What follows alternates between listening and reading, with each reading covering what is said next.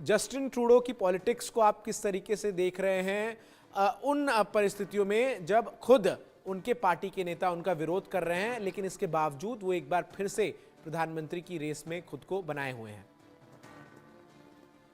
Justin Trudeau को हम एक राजनेता के रूप में असेस करें तो एक पूर्व प्रधानमंत्री के बेटे रहे हैं और कनाडा की जनता ने प्रारंभ में उसको पर्याप्त समर्थन भी दिया, लेकिन एक परिपक्व राजनेता के रूप में उन्होंने अपने आप को कभी प्रदर्शित नहीं किया है।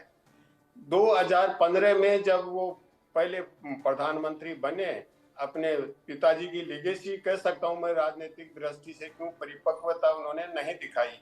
तो उस समय भी स्टेटमेंट दिया कि भारत में सिख इतने मंत्री नहीं है जितने मैंने बनाए हैं, मैंने 4 सिख मंत्री बनाए हैं। जबकि उस तरह का स्टेटमेंट देने की कोई जरूरत नहीं थी, क्योंकि तब भारत और कनाडा के बीच में कोई खराब रिश्ते नहीं थे। उसके बाद भी निरंतर रूप से वो किसी न किसी रूप में कंट्रोवर्सी में रहे। कई ऐसे इंसिडेंट्स और स्कैंडल रहे, अगर मैं काउंट करूं तो लगभग 10 ऐसे स्कैंडल हैं जिसमें वो कंट्रोवर्शियल रहे हैं। जैसे ब्लैक फेस है, आगा खान स्कैंडल, आगा खान आइलैंड में चले गए जो कि खुद ने पैसा नहीं दिया, आगा खान ने दिया। इसी तरह भारत आए तो जो आतंकवादी थे उनको, जसपाल सिंह जिनको सजा हो चुकी थी, उनको अपने वहां बुला लिया प्रेस कॉन्फ्रेंस में। इसी तरह से और बहुत से हैं। टोटल अगर काउंट करूं तो 10 ऐसे हैं जिसमें वो कंट्रोवर्सी में किसी न किसी रूप में रहे। कुछ ब्राइबरी कंपनीज का था, उनको थोड़ी मदद करने के लिए, जैसे एसएनसी लेवलिंग है, और इलीगल कैसीनो का, और यहाँ तक कि ब्रिटेन की महारानी के फ्यूनरल के समय गए, वहां भी वो जश्न मनाते हुए दिखाया गया कैनेडियन डेलीगेशन के साथ। तो हर बार वो कंट्रोवर्शियल रहे हैं। अब उनका राजनीतिक जीवन तो ये रहा और कंट्रोवर्सी में रहे, लेकिन कनाडा की वर्तमान राजनीति किस तरह का टर्न ले रहा है, देखिए। प्रजातांत्रिक व्यवस्था में अपोजिशन पार्टी होती है, वो रूलिंग पार्टी की कहीं भी कोई गलती हो, कहीं वीकनेस हो, तो उसका फायदा उठाने की कोशिश करती है।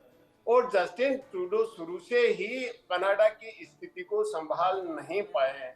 भारत जैसे दोस्त के साथ भी उनका बड़ा कंट्रोवर्शियल रिश्ता रहा और कई बार ऐसे स्टेटमेंट देते रहे जिनका कोई फैक्चुअल एविडेंस नहीं था। विशेष रूप से निर्जर का केस है। इसके अतिरिक्त कनाडा में जो आर्थिक स्थिति थी, सामाजिक स्थिति थी, उसको भी वो नहीं संभाल पाए। निरंतर रूप से प्राइस बढ़ रहे हैं, हाउसिंग क्राइसिस है, तो मल्टीपल क्राइसिस डोमेस्टिक लेवल पे भी और अंतरराष्ट्रीय स्तर पे भी क्राइसिस चल रहा है।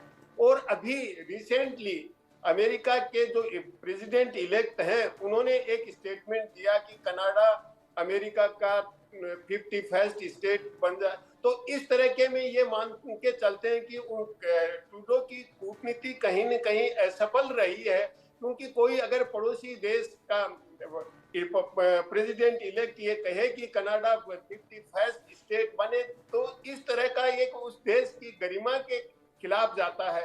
तो पर्याप्त ऐसे स्थितियां बनी जो ट्रूडो को एक लोकप्रिय नेता न बनाकर उसके वहां के कनाडा के जो वोटर हैं, वो जनता है, वो उसको एक अच्छा नेता नहीं मान रहे हैं। लेकिन अभी जो उनकी स्वयं की लिबरल पार्टी में जिस तरह की कंट्रोवर्सी बन रही है, तो निश्चित रूप से ट्रूडो को आगे बहुत ही टफ टाइम फेस करना पड़ेगा। अगर वो इंसिस्ट करेंगे, रेजिस्ट करेंगे कि मैं अगले चुनाव में नेतृत्व दूंगा, तो उसमें और ज्यादा स्थिति बिगड़ेगी। तो ओवरऑल अगर हम उनके 10 साल के पीरियड को असेस करें तो कोई बहुत बड़ा योगदान कनाडा के विकास के लिए, आंतरिक राजनीति में सामंजस्य बैठाने के लिए और अंतर्राष्ट्रीय स्तर पे कूटनीति का सही तरीके से संचालन करने में started on a good note, but धीरे धीरे उनकी रेटिंग्स भी डाउन होती गई और जिस तरीके से फिर उनका पूरा कार्यकाल रहा वो विवादों से भी भरा रहा। लेकिन परिहार साहब, सवाल ये है कि जस्टिन ट्रूडो ने भारत के साथ रिश्तों को खराब जिस व्यक्ति के लिए किया, जगमीत सिंह, जिसके सपोर्ट से अभी वो प्रधानमंत्री बने हुए हैं, अब जब वो भी उनका साथ छोड़ दे रहे हैं जिन खालिस्तानियों के बूते वो वहाँ पर सत्ता में काबिज हैं और उनकी ये मजबूरी रही कि भारत से उन्होंने रिश्तों को ख़राब किया केवल और केवल क्योंकि उनका जो कोर टीम है उसमें उन्होंने खालिस्तानी को जगह दी है, उनसे वो मिलते भी रहे हैं। लेकिन जब वही उनका साथ अब छोड़ रहे हैं तो क्या ये ऐसे भी देख सकते हैं कि ये जो सेपरेटिस्ट एलिमेंट्स हैं और ये जो खालिस्तानी है, इन्हें ये साफ नज़र आ रहा है कि ट्रूडो अब ज़्यादा दिन तक कनाडा में रहने वाले नहीं है, इसलिए वो दूसरी तरफ अब लॉबिंग शुरू कर रहे हैं? बिल्कुल, आपने बहुत ही सही पॉइंट दिया है। मैं यही आपको कहना चाह रहा था, क्योंकि खालिस्तानी सपोर्टेड जितनी भी वहाँ पे सिख पॉलिटिकल आउटफिट्स हैं, आफ्टर ऑल उनको वहाँ की पॉलिटिक्स में लंबे समय तक रहना है और जस्टिन ट्रूडो किसी भी हालत में दोबारा इलेक्शन जीत नहीं सकते। और जैसा कि अभी नज़र आ रहा है, शायद लिबरल पार्टी उनको आगे मौका भी देने वाली नहीं है। ये वाला जो टर्म रहा है लास्ट वाला, वो इतना कंट्रोवर्शियल और वो टोटली फेल्योर रहे हैं, चाहे कनाडा की लोकल पॉलिटिक्स रही है, लोकल इकोनॉमी डेवलपमेंट्स हैं, एजुकेशन है, दूसरे हैं, फिर इनका यूएस के साथ रिलेशन। यूएस और कनाडा एक ऐसा पार्टनरशिप है जिसमें कि दोनों देशों के बीच में करीब 4 लाख लोग रोजाना आना जाना उनका बिजनेस और सर्विसेज के लिए होता है। इतना ज़्यादा उनका ट्रेड है, बहुत ही ज़्यादा उनकी इंटीमेसी स्ट्रेटेजिक रिलेशनशिप में भी रही है। उसमें भी उसका ट्रूडो ने जो है अमेरिका से अपने रिलेशंस को उस लेवल जो पहले था उस पर रखने में सफल नहीं हुए, नीचे ही आया है। भारत के साथ में उन्होंने बेवजह जिस तरह की कंट्रोवर्सीज की हैं, उसको कोई भी उसको पसंद नहीं कर रहा है। और भारत के जितने लोग कनाडा में जाते हैं, वहाँ पर एजुकेशन और दूसरे इंस्टीट्यूशंस को जो सपोर्ट मिलता है, उसका भी उस पर असर गिर रहा है। तो कनाडा के जो जनता है वो समझ चुकी है कि किसी भी हालत में ट्रूडो जो है वो कनाडा के भविष्य के लिए एक अच्छी वो चॉइस नहीं है। बिल्कुल, और शायद इसीलिए उनके खुद के पार्टी के नेता उनके इस्तीफे की मांग कर रहे हैं।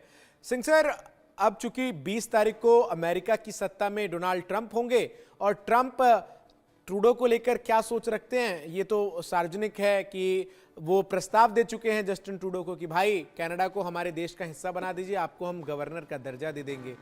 ये ट्रंप के आने से ट्रूडो के लिए चुनौतियां और कितनी बढ़ने वाली हैं, और चूंकि वो एक बार फिर से खुद को प्रधानमंत्री की रेस में देख रहे हैं, क्या ट्रंप के आने के बाद वो परिस्थितियां ट्रूडो के लिए आ जाएंगी जहां उनके पास ये ऑप्शन भी नहीं रहेगा कि वो रेस में भी आ सके? देखिए, जिस तरह से ट्रंप का दृष्टिकोण है और वो अभी से ही प्रेसिडेंट की शपथ लेने से पहले ही जिस तरह की घोषणाएं कर रहे हैं, और जो कंजर्वेटिव लीडर हैं थ्रू आउट वर्ल्ड, जैसे फ्रांस में वो ली पेन का समर्थन कर रहे हैं, जर्मनी में भी कंजर्वेटिव पार्टी के समर्थन में आज स्टेटमेंट दे रहे हैं, हंगरी में जो ऑर्बन है उनके समर्थन की बात करें, तो निश्चित रूप से ट्रंप का दृष्टिकोण होगा वो कनाडा में भी कंजर्वेटिव पार्टी के समर्थन में होगा।